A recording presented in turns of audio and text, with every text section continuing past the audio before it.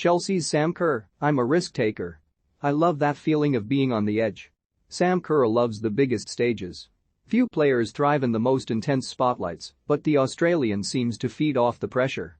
I'm a bit of a risk taker, says Kerr, who showboats on the pitch but is incredibly down to earth off it. I love that feeling of being on the edge, and that's what those big moments are for. Last summer Kerr chested down a long ball and slotted past Ellie Roebuck with 2 minutes remaining to force extra time in Australia's quarter-final against Team GB at the Tokyo Olympics. Australia won 4-3, Kerr scoring their second and fourth goals. In December the 28-year-old scored twice in Chelsea's 3-0 demolition of Arsenal at Wembley to lift the COVID-postponed 2021 FA Cup. That was one of the best experiences of my life, honestly, she says. Just the whole London Derby thing was awesome to do at Wembley, and having fans and friends and family back in the stadium after COVID times was really special.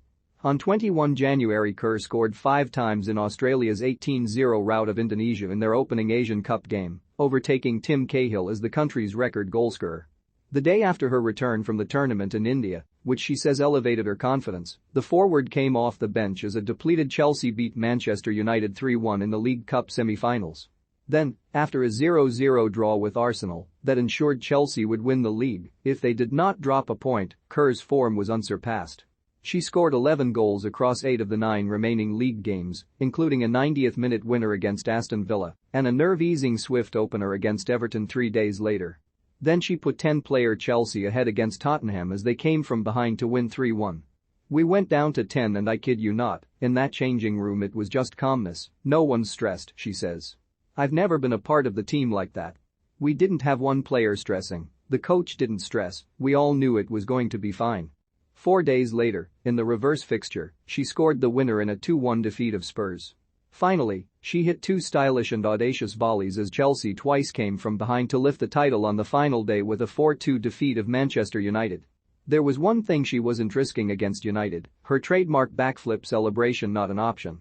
I got too excited, and I can't do it when I'm too excited, I'll break my back, she says with a laugh. On Sunday, Kerr steps out at Wembley again as Chelsea take on Manchester City, who beat them in the Continental League Cup final in this season's FA Cup final. I'd play there every week if I could, she says. It's a beautiful stadium. When the fans pack it out it's an amazing experience. Anytime you go to Wembley it's an important game, so I love playing there. Look, sometimes it goes your way, sometimes it doesn't, but the most important thing is that I do everything this week so that I know that I've done everything in my power to perform on the day. There is an added boost on Sunday for Kerr. My brother, 2 friends, my mum and dad and some family that live in Milton Keynes are coming, she says. They all weren't going to come, and then they thought, stuff it, what are you saving your money for? You never know when your next time at Wembley will be. Kerr brims with confidence. After Chelsea lifted the title, she said that visualizing scoring in the big moments was important to keeping her calm when those scenarios play out. Retaining a cool head is important because Kerr is more tightly marked than she was in the NWSL in the US or the W League in Australia. That's one of the reasons why I came to this league, because I wanted to expand my gameplay, she says. I am being closely marked here, but if they're double marking me or man marking me then there's someone else free, and that's the amazing thing about this team, everyone is allowed to be the best version of themselves on the field, and if I'm having a bad game normally someone else is having a worldie. This league has made me better, and it's made me transform into a different type of player, a smarter player. I love the challenge of it. That's why I love the big games, you get right on the cusp of doing something amazing, and I love that feeling. Sign up for our free women's football newsletter. Kerr is settled in London after 2.5 seasons, but could have been there sooner, having been tracked by Chelsea's manager, Emma Hayes.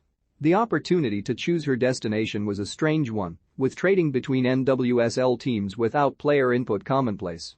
Most of the time, at a new club I've met the coach when I found out that they had traded for me, with that not always being my first option. But I spoke to Emma 2 years before I chose to come here. The year before I was close, but then I chickened out a little bit. I thought, I've got 1 more year to win some stuff in the NWSL. I felt like I hadn't really closed that chapter yet. In January 2020 the timing was right, and Kerr got to see whether the manager she had spoken to was different from the one at training. Over the phone it was a little bit more serious, she says. She was trying to impress me, and I was trying to impress her. Once I visited Chelsea and got to actually meet her, the relationship relaxed a little bit. She's just really forward with me. I'm not someone that likes to beat around the bush. She just tells me how it is, and I tell her how it is, and we just have this mutual respect. Both teams on Sunday have momentum, City having clinched the third Champions League spot after an injury-affected first half of the season.